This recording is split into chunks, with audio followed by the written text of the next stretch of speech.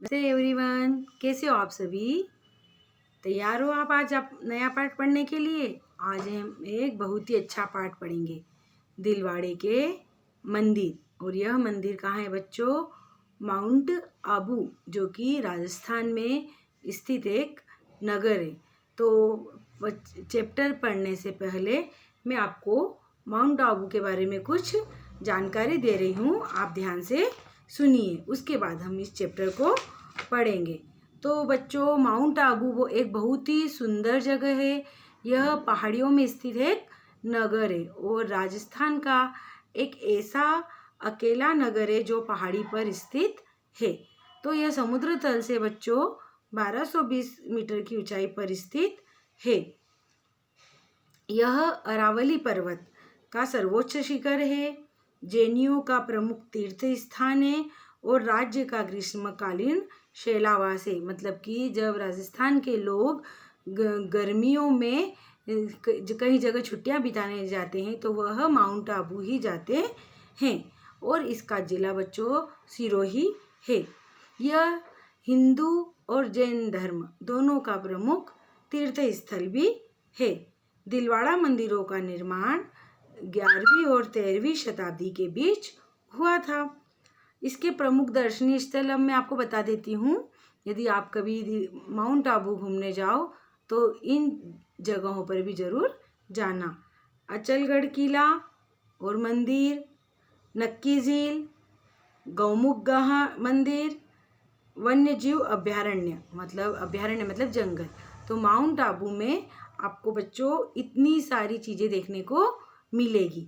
तो आशा करती हूँ कि आप इस पाठ को बहुत ही अच्छे से मेरे साथ साथ पढ़ेंगे और समझेंगे।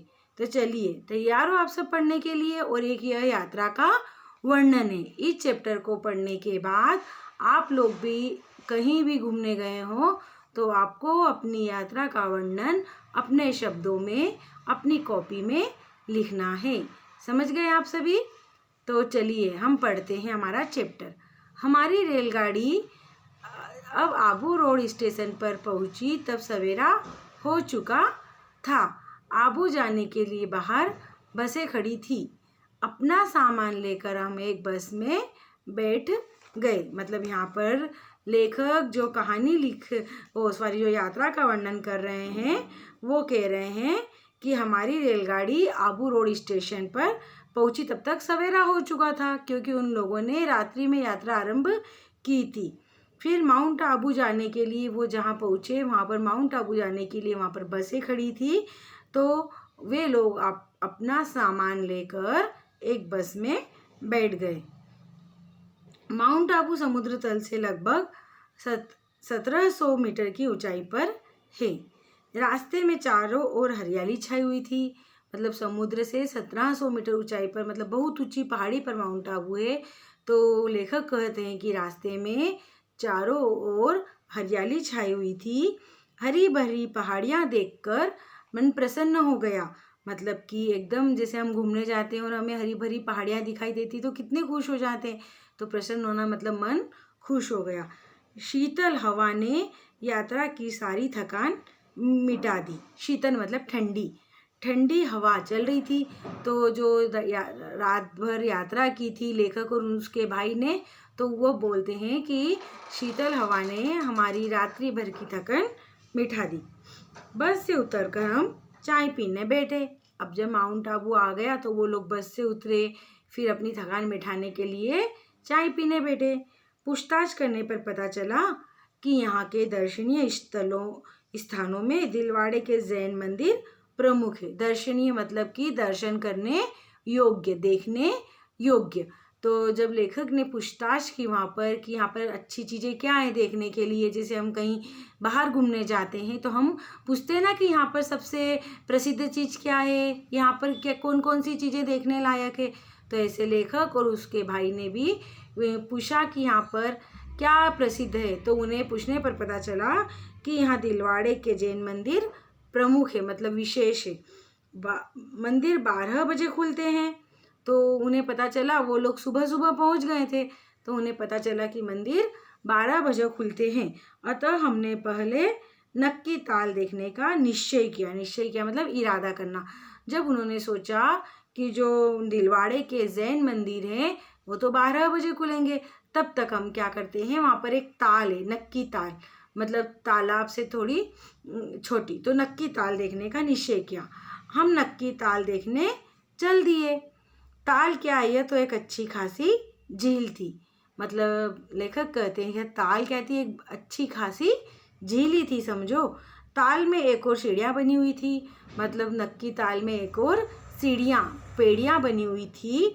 कुछ लोग ताल की सीढ़ियों पर ही नहा रहे थे और कुछ लोग वहीं सीढ़ियों पर बैठकर क्या कर रहे थे, नहा रहे थे। हमने ताल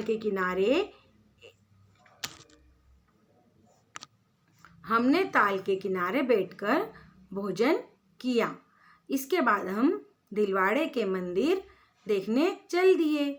यहाँ अनेक जैन मंदिर है। दिलवाड़े के जहाँ वह दिलवाड़े के जैन मंदिर देखने के बच्चों, तो वो लेखक कह रहे हैं कि वहाँ अनेक जैन मंदिर है, लेकिन 2 प्रमुख है।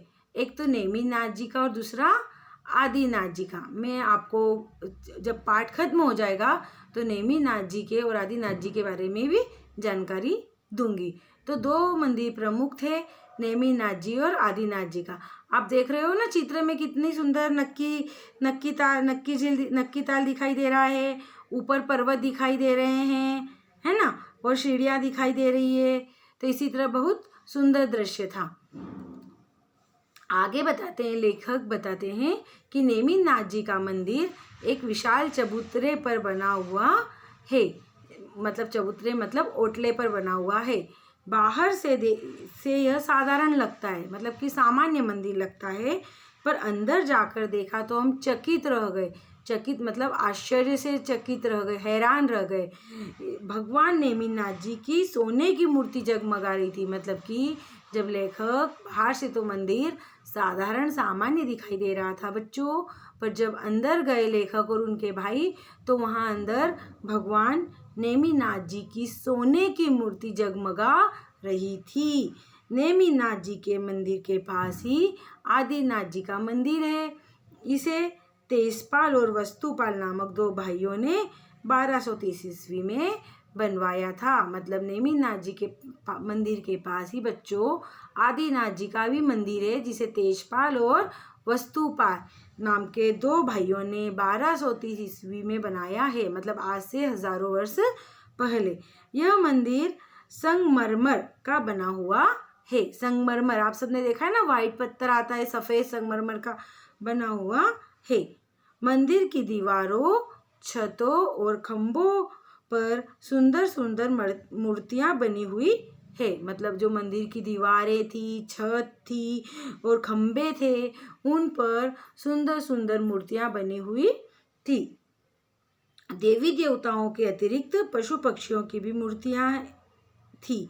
इन्हें देखकर ऐसा लगता है मानो वह अभी बोल उठेगी। और लेखक कह रहे हैं कि जो मूर्तियां अंकित थी उन्हें देखकर ऐसा लग रहा था कि वह मानो अभी बोल उठेगी। इनमें जैन तीर्थंकरों की सुंदर मूर्तियां थी और कुछ जो प्रमुख जैन तीर्थंकर हुए हैं, मतलब जैन ऋषि मुनि हुए हैं, उनकी भी मूर्तियां थी। नितिन आश्चर्य और प्रशंसा भरे नेत्रों से इन मूर्तियों को देख रहा था। जो लेखक का भाई था वह इन मूर्तियों को आश्चर्य से और प्रशंसा मतलब खुश होकर देख रहा था। उसने कहा, भैया जरा इन मूर्तियों को देखो। उसने क्या कहा कि भैया जरा इन मूर्तियों को देखो, इनके आभूषणों, फूल पत्तियों और बेलों को ध्यान से देखो। मतलब कि इनके आभूषणों को, इनकी फूल पत्तियों को और इनके बेलों को ध्यान से देखो। कोई भी 2 मूर्तियां एक सी दिखाई नहीं देती। मतलब जो ऐसा नहीं है कि दो मूर्तियां एक जैसी दिखाई दे रही हो, ऐसा नहीं है। सारी मूर्तियों में कुछ न कुछ अलग कलाकारी की हुई थी। मैंने ध्यान से देखा, नितिन ठीक कह रहा था। लेखक कहते हैं कि मैंने जब ध्यान से देखा तो मैंने देखा कि नितिन ठीक कह रहा था। मैंने नितिन से कहा, सोचो तो नितिन, आज से 800 वर्ष पूर्व न तो पक्की सड़कें थी, न मोटर, न रेलें और न बड़े बड़े पत्थरों को उठाने वाली मशीनें। तब इस तरह इतना संगमरमर देश के दूसरे भागों से इतनी ऊंचाई तक लाया गया होगा। मतलब कि जब आज से 800 वर्ष पहले जब ये इन मंदिरों का निर्माण हो रहा था बच्चों, तब तो न तो पक्की सड़कें थी, न रेलें थी, न बसें थी, न पत्थरों को उठाने वाली बड़ी बड़ी मशीनें। फिर भी लेखक कहते हैं कि सोचो इतनी ऊंचाई पर यह इतना संगमरमर कहाँ से कैसे लाया गया होगा। फिर आगे लेखक कहते हैं बच्चों, मनुष्य लगन और परिश्रम से सब कुछ कर सकता है। यदि मनुष्य के मन में किसी काम को करने की लगन हो और वह मेहनती हो तो वह हर मुश्किल काम को भी आसानी से कर सकता है। काम करने वाले के मार्ग में विघ्न बाधाएं तो आती ही है, पर परिश्रमी व्यक्ति इनसे कभी हार नहीं मानता। लेखक कहते हैं कि काम करने वाले के मन में विघ्न मतलब रुकावटें तो आती ही है, किंतु जो परिश्रमी व्यक्ति होते हैं, मेहनती व्यक्ति होते हैं, वह इन रुकावटों से कभी घबराते नहीं हैं और अपना काम जरूर पूर्ण करते हैं। तो ये तो हो गया बच्चों आज आपका पाठ। लेकिन अब इस पाठ में नेमिनाथ जी और आदिनाथ जी का नाम भी आया है, जो जैनों के प्रमुख तीर्थकर है। तो मैं थोड़ी सी जानकारी हुई आपको उनके बारे में देना चाहूँगी। तो चलिए सबसे पहले हम पढ़ेंगे भगवान आदिनाथ जी के बारे में। तो आदिनाथ जी जैन धर्म के प्रथम तीर्थकर थे और उनका जन्म उत्तर प्रदेश के अयोध्या नगर में हुआ था। उन्हें ऋषभनाथ जी भी कहा जाता था। क्या कहा जाता था बच्चों? ऋषभनाथ जी भी। उन्हें जन्म से ही संपूर्ण शास्त्रों का ज्ञान था। ऋषभ देव जी को जन्म से ही मतलब उन्हें किसी ने शिक्षा नहीं दी, उनके कोई गुरु नहीं थे, उन्हें जन्म से ही सभी शास्त्रों का ज्ञान था। वे समस्त कलाओं के ज्ञाता और सरस्वती के स्वामी थे। मतलब उनमें जितनी भी कलाएं आना चाहिए उन्हें वे सभी कलाएं आती थी और वे सरस्वती के स्वामी थे। मतलब विद्या भी उन पर बहुत प्रसन्न थी। अब इस तरह उन्होंने बहुत समय तक राज किया बच्चों, अच्छे अच्छे काम किए। फिर अपनी आयु के जब मतलब बहुत सालों बाद जब तक वो जीवित रहे, लेकिन जब उन्हें मतलब वो तीर्थ करते तो उन्हें पता चल गया कि अब मेरा जाने का समय निकट आ गया है। तो अपनी आयु के 14 दिन बाकी रहने पर भगवान ऋषभनाथ बच्चों हिमालय पर्वत पर के कैलाश शिखर पर समाधि लीन हो गए। मतलब कि हिमालय पर्वत पे कैलाश शिखर पर वे समाधि में लीन हो गए और वहीं माँ कृष्ण चतुर्दशी के दिन उन्होंने मोक्ष प्राप्त किया। वहीं उन्हें माघ महीना आता है जो हमारा, उसकी कृष्ण पक्ष की चतुर्दशी के दिन उन्हें मोक्ष प्राप्त हो गया। मतलब वो ब्रह्मा में लीन हो गए। तो ये तो थी बच्चों आदिनाथ जी के बारे में जानकारी। अब मैं आपको दे रही हूँ नेमिनाथ जी के बारे में जानकारी। तो जैन धर्म के 22वें तीर्थकर थे नेमिनाथ जी बच्चों। जैन धर्म के 22वें तीर्थकर थे। इन्हें अरिष्ट नेमि या नेमिनाथ जी के नामों से भी जाना जाता था। अरिष्ट नेमि को भगवान श्री कृष्ण का चचेरा भाई भी माना जाता है। और बहुत सारी जानकारियां हैं बच्चों इनके बारे में, किंतु अभी आप छोटे हो इसीलिए आपके लिए इतना ही काफ़ी है।